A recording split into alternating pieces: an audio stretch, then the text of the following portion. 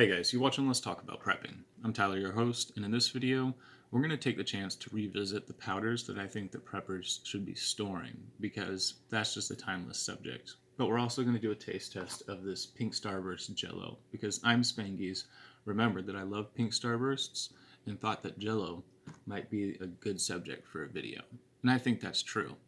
Gelatin is a pretty decent caloric source for sick people, and Spangy's actually suggested Jello water, which they grew up drinking when they felt sick and give to children who feel sick around them. Now, this is actually a really good option. It saves you needing to let the Jello set, and in a grid down situation without refrigeration, it's a pretty good option.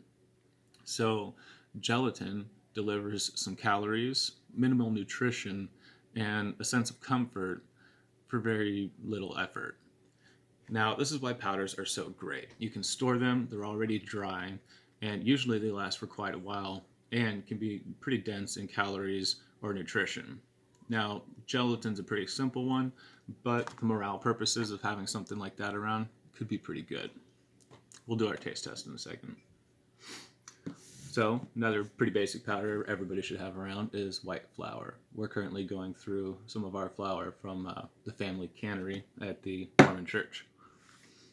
Now, following flour, we have baking soda. This is an essential prep, and it's something that you should find reasons to go through because it does lose its efficiency over time, although there has to be a way to get around that because this is a basic elemental thing.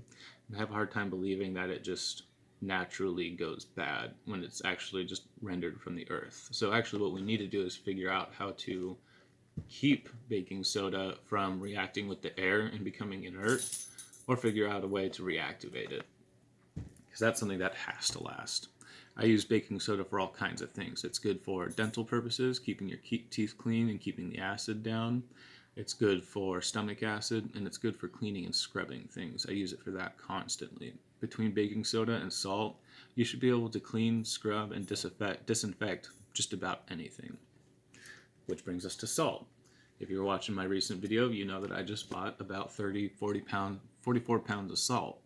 Now, that won't last a very long time for a family of 5, but it gets us ahead in our preps, and it's something that we'll be able to rotate regularly.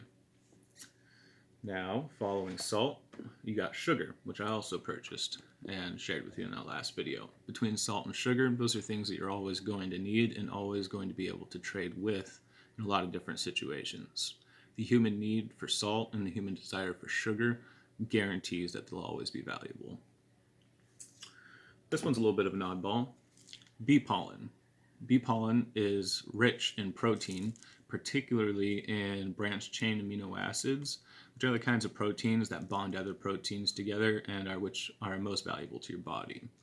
Now, this isn't too much, and it's pretty shelf-stable. I put this in smoothies. You can add it to yogurt or pretty much anything. People put it on salads. It has a unique taste, but it's something that you can easily acquire a taste for, knowing how nutritious it is for you. Next, we have one of my favorite standbys, the Juice Concentrated Vegetable and Fruit Powder.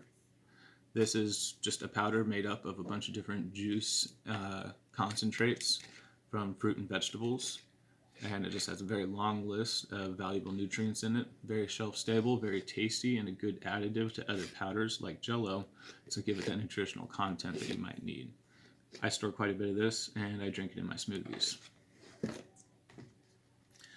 Hemp protein powder. Any protein powder is great, but the ones that are more bioavailable, like hemp, are really good because you know that you're not passing so much of it every time you eat it. Protein powder is very valuable to store because it's going to be one of the things that we lack the most of in a lot of grid down situations when we're trying to live off of beans and rice and stuff. So having a lot of protein powder in your preps, good idea. Now the last powder that I grabbed off my shelf to share with you guys is Gatorade powder. For much the same reasons of the Jello, this is going to be for morale as well as getting a little bit of calories and a little bit of electrolytes when you might not have it from other sources. Some of these things are things that you just won't find in your local food diet from growing or hunting, so it's good to have this kind of stuff stacked up. Anyways, hope that was interesting for you guys. Now, let's see about this pink Starburst Jello.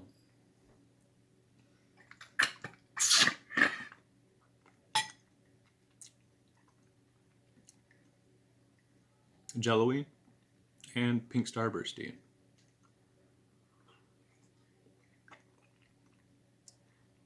I approve.